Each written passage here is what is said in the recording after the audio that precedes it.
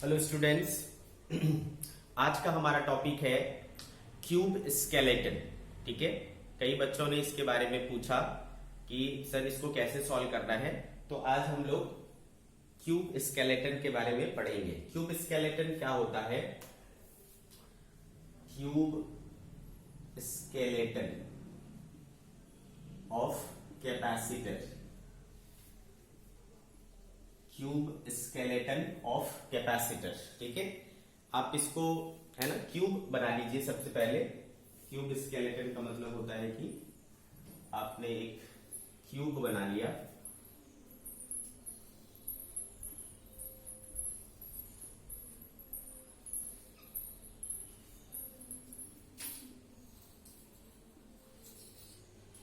जैसा कि हमें पता है कि एक क्यूब के अंदर कितने साइड्स होते हैं, 12 साइड्स होते हैं। ठीक है, तो आपको क्या करना है, हर एक साइड में एक कैपेसिटर ऐड कर देना है। ठीक है, तो हर एक साइड में यहां पर एक कैपेसिटर है। ठीक है,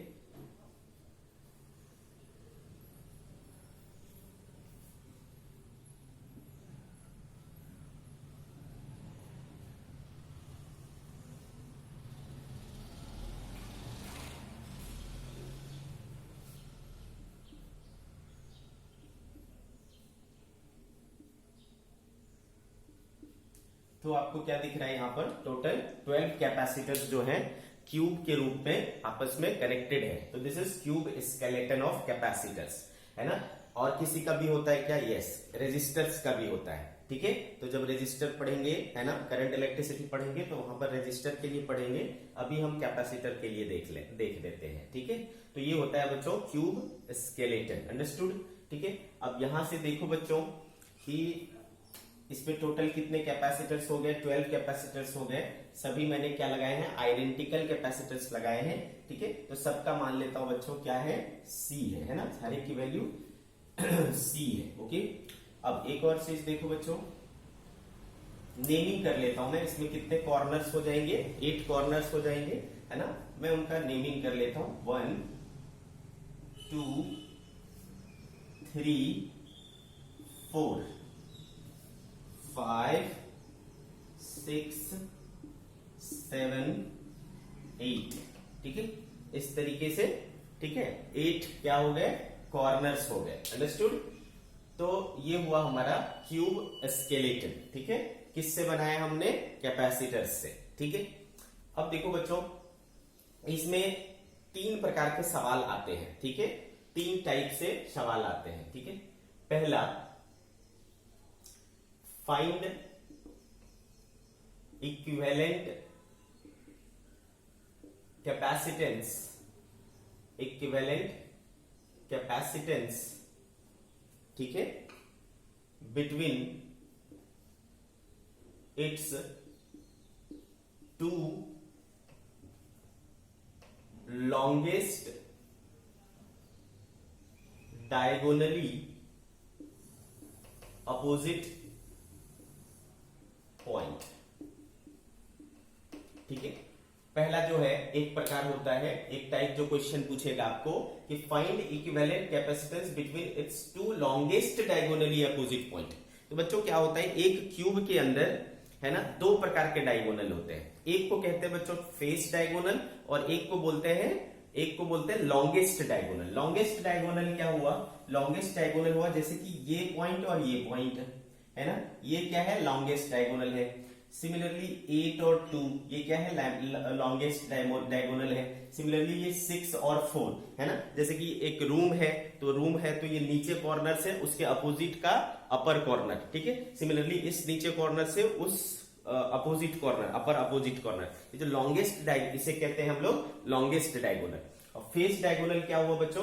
फेस डायगोनल एक प्लेन पर है, यहां से ये और ये क्या है? फेस डायगोनल है। ये और ये क्या है? फेस डायगोनल है। ये और ये क्या है? फेस डायगोनल है। ये और ये फेस डायगोनल, एक प्लेन का। ठीक है, अंडरस्टूड? ठीक है, तो इस तरीके से जब मैं ये बोलता हूं कि लॉन्गेस्ट डायगोनल के अबाउट निकालना है, ठीक है, लॉन्गेस्ट डायगोनली अपोजिट पॉइंट के अक्रॉस निकालना है, तो इसका मतलब होता है या तो मैं 1 और 7, ये देखो 1 और 7, 2 और 8, है ना, इस तरीके के पॉइंट्स इसको मैं इस तरीके से नेमिंग करता हूं तो ज्यादा सही रहेगा आई थिंक।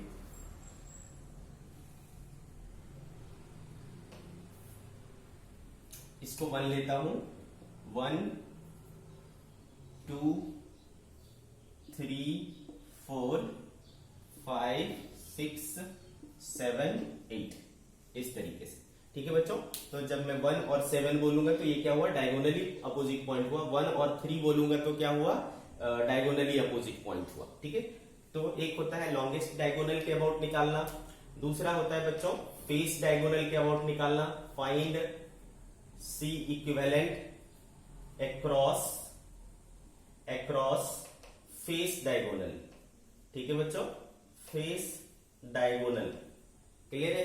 तो फेस डायगोनल जैसे क्या हो गया बच्चों, 1 3 2 4 5 7 6 8 2 5 1 6 3 8 4 7, ये सभी क्या है, फेस डायगोनल है। इनमें से किसी के अबाउट पूछेगा तो एक केस हुआ। ठीक है, तीसरा जो होता है बच्चों, तीसरा जो होता है वो होता है एडजेसेंट ये साइड्स। ठीक है, ये साइड है, कोई एक साइड के अक्रॉस निकालना है, 6 7 के अक्रॉस, 3 7 के अक्रॉस, 4 3 के अक्रॉस, इस टाइप का। ठीक है, find C equivalent across one side. ठीक है, अक्रॉस वन साइड, किसी एक साइड के अक्रॉस निकालना है। ठीक है, 5 और 6 इसके क्रॉस, 6 और 7 के क्रॉस, 7 और 3 के क्रॉस, है ना, इस तरीके का। तो ये 3 केसेस होते हैं क्यूब स्केलेटन वाले में। ठीक है, तो हम इसको बारी बारी से डिस्कस करेंगे। ठीक है, तो हम आज शुरुआत करेंगे बच्चों, find equivalent capacitance between its two longest diagonally opposite point. Clear है, यहां से शुरुआत करते हैं। तो अब आप ढूंढो कौन कौन से, है ना, कौन कौन से लॉन्गेस्ट डायगोनली अपोजिट पॉइंट हो सकते हैं। तो भाई मैंने बोला आपको 1 और 7। ठीक है, 1 7, ठीक है, या फिर 4 6, ठीक है, या फिर 3 5, ठीक है, 3 5, है ना, और फिर क्या बचा 2 और 8, है ना, 2 and 8। ऐसे पॉइंट्स के बीच में अगर आपको निकालने बोल रहा है तो आपको समझ जाना है कि क्या निकालने बोल रहा है, diagonally opposite point, longest diagonally opposite points के बीच में निकालने बोल रहा है। ठीक है, ये और ये ऐसे किसी लॉन्गेस्ट डायगोनल के अबाउट निकालने बोल रहे हैं, वन डाउन कॉर्नर से लेकर के अपोजिट अप कॉर्नर तक। ठीक है, उसको कहते हैं हम लोग लॉन्गेस्ट डायगोनल। चलो, तो इसको निकालना है अपने को, कैसे निकालेंगे, थोड़ा बहुत ही ज्यादा कॉम्प्लिकेटेड दिख रहा है। ठीक है, तो चलो हम पकड़ लेते हैं, मान लो 1 और 7 के बीच में निकालना है। ठीक है, सब में आएगा तो सेम ही, क्योंकि आइडेंटिकल है। ठीक है, तो कोई भी एक निकाल लेंगे, चल जाएगा हमारा काम। तो मतलब हमको कहां से निकालना है, 1 से निकालना है और कहां तक जाना है, 7 तक। ठीक है, 1 से 7 के बीच निकालना है। अंडरस्टूड। तो भाई इसको सॉल्व करने के कई सारे मेथड्स होते हैं। ठीक है, कई सारे मेथड होते हैं इसको सॉल्व करने के। तो अपन 2 मेथड यहां पर देखेंगे। ठीक है, 2 मेथड। पहला मेथड है बच्चों, पहला मेथड है सिमेट्री मेथड। सिमेट्री मेथड, ठीक है, सिमेट्री मेथड, इससे करेंगे। कैसे करेंगे, चलो ध्यान से देखते हैं। 1 से शुरुआत करते हैं बच्चों, है ना, पॉइंट 1 दिख रहा है आपको, पॉइंट 1, और कहां तक जाना है, पॉइंट 7। तो इस तरीके से हमने 2 पॉइंट्स बना लिए, 1 और 7। अब देखो 1 किससे किससे जुड़ा हुआ है, 1 4 से जुड़ा हुआ है, 1 2 से जुड़ा हुआ है, और 1 5 से जुड़ा हुआ है। दिख रहा है क्या आपको। तो 1 जो है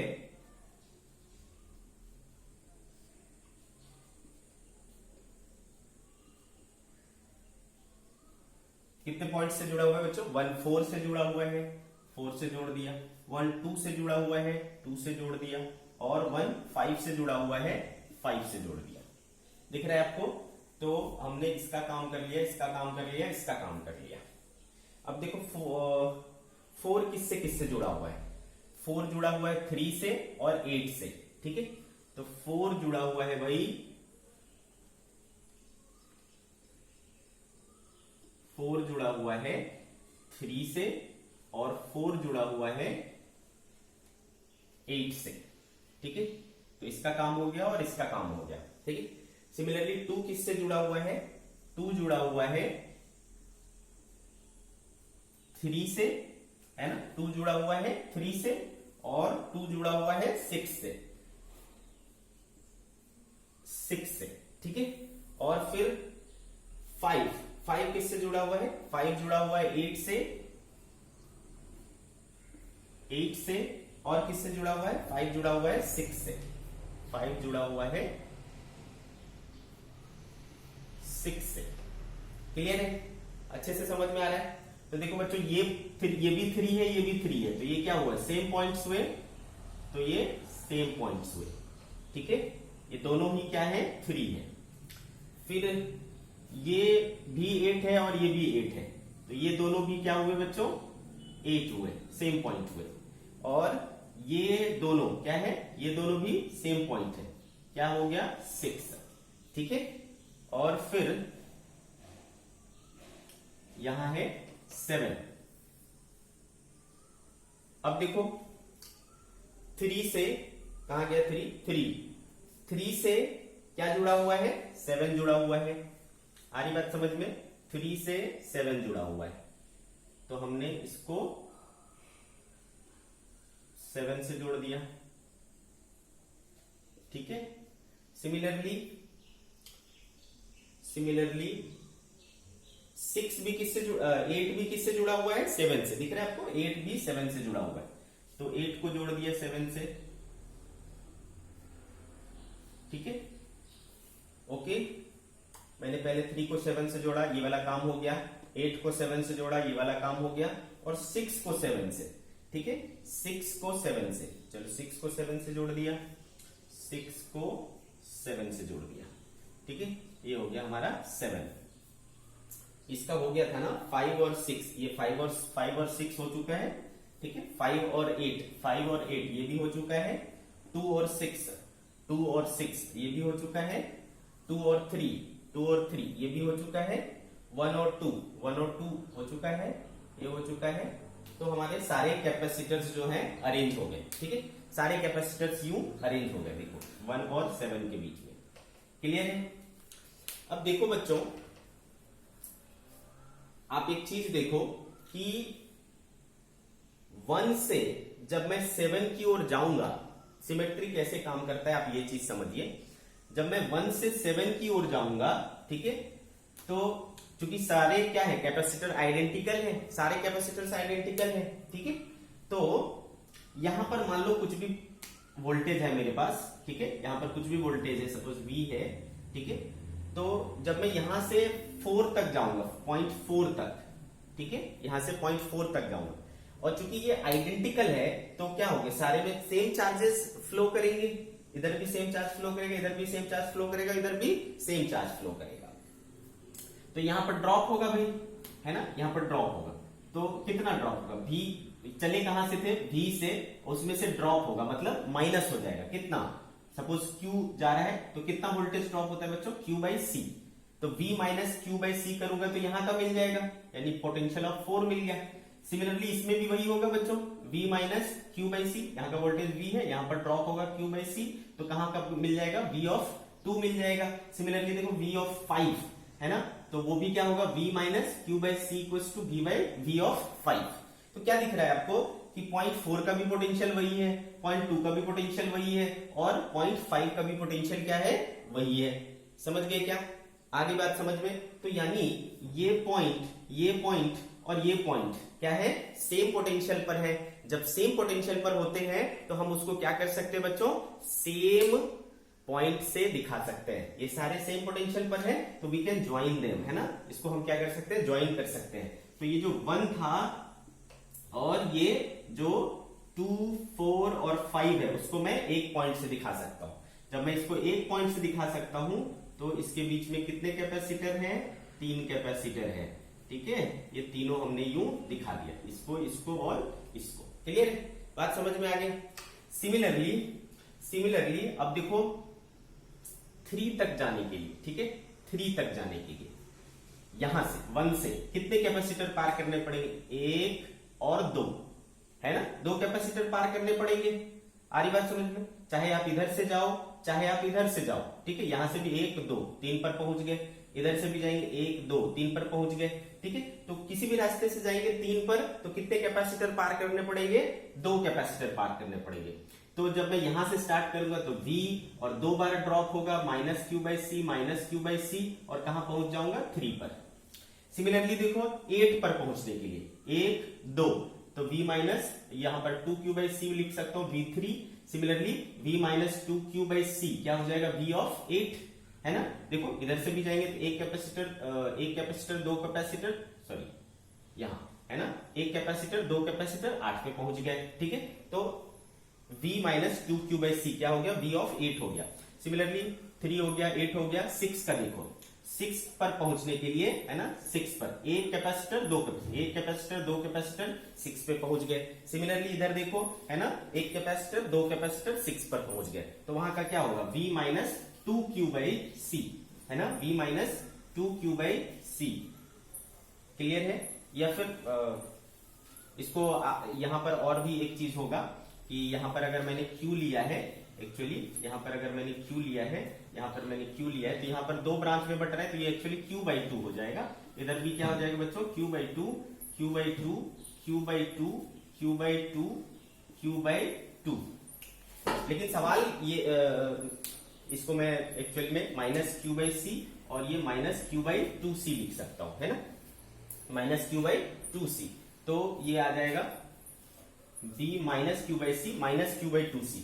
लेकिन हर किसी में क्या होगा, फिर वही चीज होगा, है ना, V -q/c -q/2c, ठीक है। सिमिलरली 6 के लिए भी क्या होगा, V -q/c -q/2c equals to V of 6 हो जाएगा।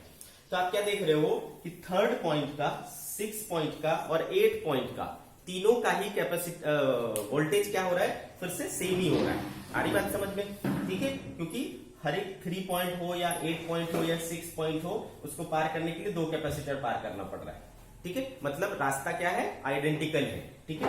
तो उनका जो ये है क्या बोलते हैं, पोटेंशियल है, वो क्या होगा, आइडेंटिकल होगा। अंडरस्टूड, ठीक है। तो इसका मतलब जो ये 3 पॉइंट है, 6 पॉइंट है, 8 पॉइंट है, ये सब भी क्या है, सेम पोटेंशियल पर है, तो हम उन्हें भी क्या कर सकते हैं, ज्वाइन कर सकते हैं, ठीक है। तो आप इनको कर लो ज्वाइन, ठीक है। तो चलो इसको ज्वाइन कर लेते हैं। तो ये हो गया मेरा 3 6 और 8 पॉइंट भी एक ही जगह आ गया। अब इसके बीच में देखो कितने कैपेसिटर है, 1 2 3 4 5 और 6 कैपेसिटर है ना।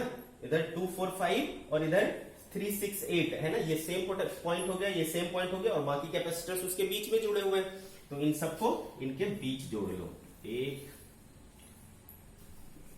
2 3 4 5 और ये 6, तो 6 कैपेसिटर यहां जुड़ गए बच्चों, ठीक है। अब देखो 3 6 8 और इधर क्या है बच्चों 7, इसके बीच में कितने हैं, 1 2 3, तो 1 2 और ये 3। तो ये जो कॉम्प्लिकेटेड सा दिखने वाला फिगर था, ये जो कॉम्प्लिकेटेड सा दिखने वाला अरेंजमेंट ऑफ कैपेसिटर था, वो रिड्यूस होकर के ऐसा बन गया, ठीक है बच्चों, ठीक है। तो ये C ये C ये C ये C ये C सब के सब क्या है, C है, क्योंकि आइडेंटिकल कैपेसिटर्स थे, ठीक है। तो अब जो यहां पर हमें समझ नहीं आ रहा था कि कौन सा सीरीज में है कौन सा पैरेलल में है, ये चीज हमें यहां पर समझ नहीं आ रहा था। अब यहां पर हमें क्लियरली विजिबल है कि कौन कौन से सीरीज में है, कौन कौन से पैरेलल में है, किसको कैसे सॉल्व करना है, ठीक है। तो ये देखो अब हमारा सिंप्लीफाई होकर के काफी आसान बन गया, ठीक है। तो चलो इसको सिंप्लीफाई कर लेते हैं। अब तो बहुत ही आसान हो गया ये। तो भाई 1 और 2 के बीच में ये 3 कैपेसिटर किस में है, पैरेलल में है। तो पैरेलल में क्या हो जाता है बच्चों, एड अप हो जाता है। तो इसके इक्विवेलेंट में क्या लिख सकता हूं, 3C। सिमिलरली है ना, ये 1 हो गया, ये 2 4 5 हो गया और इसके 3 6 8 के बीच में क्या जुड़ा हुआ है, 6 कैपेसिटर है, तो इसके कितने हो जाएंगे बच्चों? 6C। और फिर इधर 7 के बीच में क्या जुड़ा हुआ है? 3C। ठीक है बच्चों, अब ये तीनों हमें किस में दिख रहे हैं? सीरीज में दिख रहे हैं। तो सीरीज में कैसे सॉल्व करेंगे बच्चों? 1/C equivalent equals to 1/3C, 1/6C और 1/3C। ठीक है, तो क्या हो गया? 6C है ना, 2 1 2 5 upon 6C, 1/C equivalent equals to, therefore C equivalent equals to 6C/5।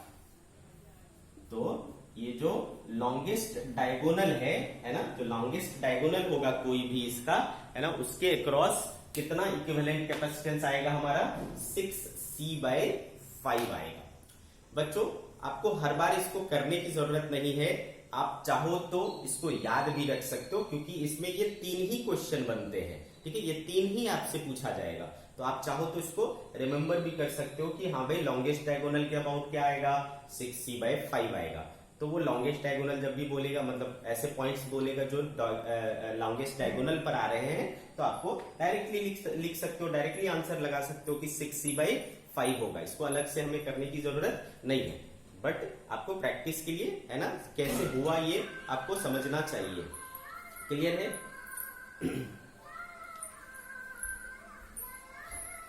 इसको बच्चों हम एक दूसरे तरीके से भी बना सकते हैं। ठीक है, उसको बोलते हैं चार्ज डिस्ट्रीब्यूशन मेथड। चलो उसको भी देख लेते हैं कि उससे क्या करना है, कैसे करना है। चार्ज डिस्ट्रीब्यूशन मेथड,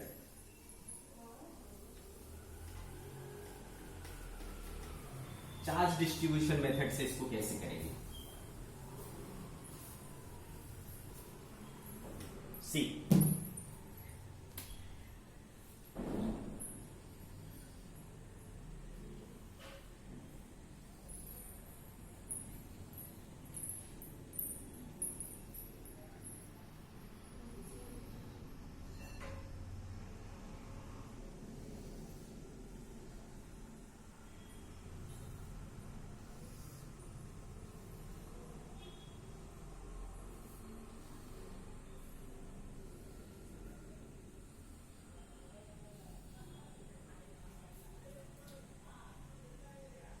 वन 2 3 4, ठीक है, 5 6 7 एंड 8। इनके बीच में लगाया बच्चों, सबके बीच में कैपेसिटर लगा लो, आइडेंटिकल कैपेसिटर।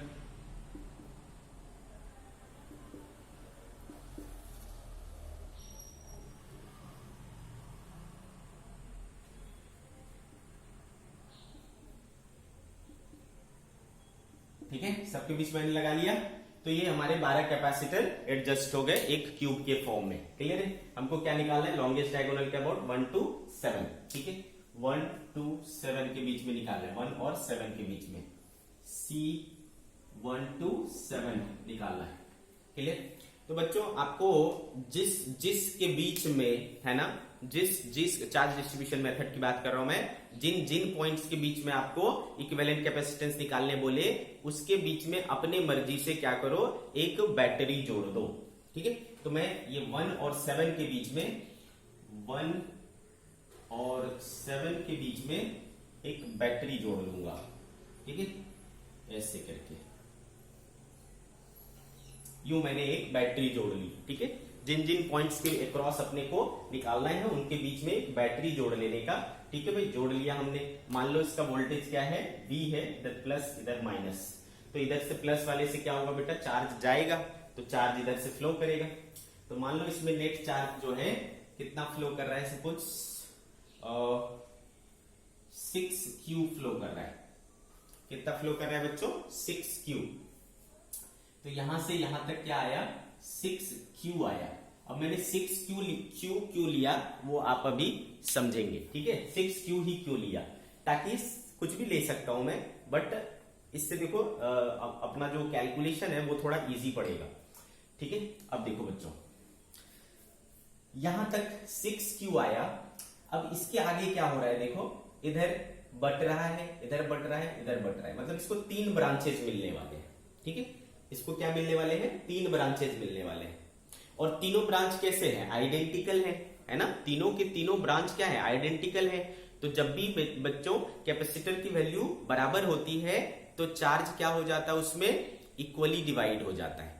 अंडरस्टूड। जब चार्ज की वैल्यू इक्वल होता है तो उसमें कैपेसिटर की वैल्यू जब इक्वल होती है तो चार्ज उसमें इक्वली डिस्ट्रीब्यूट हो जाता है। तो यहाँ पर तीनों आइडेंटिकल पाथ हैं, है ना, तीनों आइडेंटिकल कैपेसिटर वाले ब्रांचेस हैं। तो इसमें और इसमें जो भी करंट आ रहा था वो इक्वली डिवाइड हो जाएगा। तो इसमें कितना चला जाएगा बच्चों, 2Q, इसमें चला जाएगा 2Q और इसमें चला जाएगा 2Q, क्योंकि इधर से आया था क्या, 6Q बराबर बराबर 3 हिस्से में बट गया, 3 ब्रांचेज में बट गया। तो हर एक में कितना गया बच्चों, 2Q, समझ गए। ओके, अब ये यहां पर जब 2Q आएगा बच्चों यहां पर, तो फिर से इसको क्या हो रहा है, देखो 2 ब्रांचेज में बटना है और दोनों ही ब्रांच क्या है, इक्विवेलेंट है, इक्वल है, ठीक है, एक जैसे है। तो फिर से आइडेंटिकली वो क्या हो जाएंगे, डिवाइड हो जाएंगे। तो 2Q 2 ब्रांचेज में बटेगा, यानी 2 पार्ट में बटेगा। तो इसमें जाएगा Q और इसमें भी जाएगा Q। अंडरस्टूड। सिमिलरली ये वाला जब यहां पर 2Q आएगा तो अगेन इसको 2 इक्वल वो मिल रहे हैं, ठीक है। तो क्या होगा बच्चों, इसमें चला जाएगा Q, इसमें चला जाएगा Q, ठीक है। सिमिलरली ये वाला 2Q जब यहां पहुंचेगा तो अगेन इसको 2 ब्रांचेज मिलेंगे, दोनों आइडेंटिकल होंगे। तो इसमें और इसमें चार्ज क्या हो जाएंगे, बढ़ जाएंगे, ठीक है। अब देखो बच्चों, ये चार्ज Q चलते हुए यहां तक आएगा और ये चार्ज चलते हुए यहां तक आएगा। अब देखो बच्चों, यहां पर कुछ होगा क्या, नहीं, ये जुड़ा थोड़ी है, ये तो पीछे है इसके, यहाँ पे दिख नहीं रहा आपको, क्लियर है। ऐसा मत सोचना कि इसमें भी तो कुछ जाएगा सर, यहाँ पे भी तो मिल रहा है, नहीं, ये तो पीछे एक ब्रांच है ना, क्यूब है ना, ये इस पर ओवरलैप है क्या, नहीं है, इससे कनेक्टेड है क्या, नहीं है, ठीक है बच्चों। तो ये Q इधर से आएगा, ये Q इधर से आएगा, है ना, और ये दोनों मिलकर के फिर इसमें घुस जाएंगे, है ना बच्चों। कितना हो जाएगा इसमें फिर, 2Q। सिमिलरली ये देखो, इधर से Q आया, इधर से Q आया, इधर से Q आया और दोनों मिलकर के इधर चले जाएंगे, कितना, 2Q। अंडरस्टूड। सिमिलरली इस ब्रांच में देखो, इधर से आया Q, इधर से आया Q और दोनों मिलकर के इसमें चले जाएंगे क्या, 2Q। अब देखो इसमें इधर से आ रहा है 2Q, इधर से आ रहा है 2Q, इधर से आ रहा है 2Q, तो टोटल क्या हो जाएंगे, 6Q, है ना, इस तरीके से। अब देखो ये सर्किट पूरा हो गया। इस तरीके से हमने देखा कि हर एक ब्रांचेज में चार्जेस क्या होंगे। तो हमने चार्ज को क्या कर लिया, डिस्ट्रीब्यूट कर लिया इसको, इसलिए इसको क्या कहते हैं हम लोग, charge distribution method, charge distribution method, ठीक है, चार्ज डिस्ट्रीब्यूशन मेथड। तो हमने इसमें चार्ज को डिस्ट्रीब्यूट कर लिया। अब आप क्या करो बच्चों कि कोई भी एक क्लोज पाथ मान लो, क्लोज पाथ यानी क्लोज लूप, एक लूप को पकड़ लो, ठीक है। जैसे कि मैं एक लूप पकड़ता हूं, मैं यहां बैटरी से चलना शुरू करूंगा, ऐसे जाऊंगा, ऐसे जाऊंगा, ऐसे ऐसे ऐसे ऐसे ऐसे और ऐसे घूम करके आ जाऊंगा। तो एक क्लोज पाथ मिल गया मेरे को, एक लूप मिल गया। एक लूप में मैं क्या लिख सकता हूं बच्चों, क्या लिख सकता हूं, किरचॉफ्स लूप रूल लगा सकता हूं, है ना। किरचॉफ्स लूप रूल क्या कहता है, किरचॉफ्स लूप रूल, है ना। चल शुरुआत करते हैं।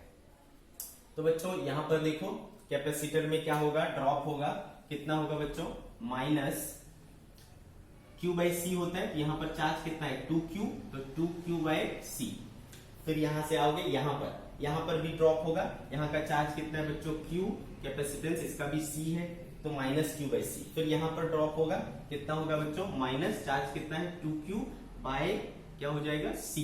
फिर यहां से घूम करके बैटरी में क्या हो रहा है बच्चों, माइनस से प्लस, मतलब लोअर से हायर जा रहे हैं, मतलब इंक्रीज हो रहे हैं, मतलब प्लस। तो प्लस V इक्वल्स टू क्या आया बच्चों, 0, है ना, यही है लूप रूल। तो हमने इसको लिख लिया, ठीक है। तो हमें क्या मिला बच्चों, V इक्वल्स टू, ये देखो कितना हो जाएगा, 2Q 2Q 4Q 5Q 5Q upon C, है ना। V इक्वल्स टू क्या आ गया बच्चों, 5Q अपॉन C आ गया। अंडरस्टूड। ये हमें क्या मिल गया, V मिल गया। अंडरस्टूड। ये हमें क्या मिल गया, V मिल गया। हमने पढ़ा है बच्चों, चूंकि Q इक्वल्स टू क्या होता है, C इंटू V। Q कौन सा, टोटल, C कौन सा, इक्विवेलेंट, और V, ठीक है। आई बात समझ में। तो हमें क्या चाहिए, सी इक्विवेलेंट चाहिए। तो देयरफॉर सी इक्विवेलेंट क्या हो जाएगा, Q total by V. Q total कितना है, 6Q ले रखा है हमने, है ना, 6Q लिया था, तो भाई 6Q अपॉन वोल्टेज देखो कितना आया, 5Q अपॉन C। तो C ऊपर चला जाएगा, ये Q और ये Q कैंसिल हो गया, therefore C equivalent equal to क्या आया, 6C बाय 5। तो again we got the same answer. ठीक है, तो चाहे आप इस मेथड से चाहे आप उस मेथड से, है ना, एक दो बार प्रैक्टिस कर लो, आपको समझ में आ जाएगा कि आता कैसे है।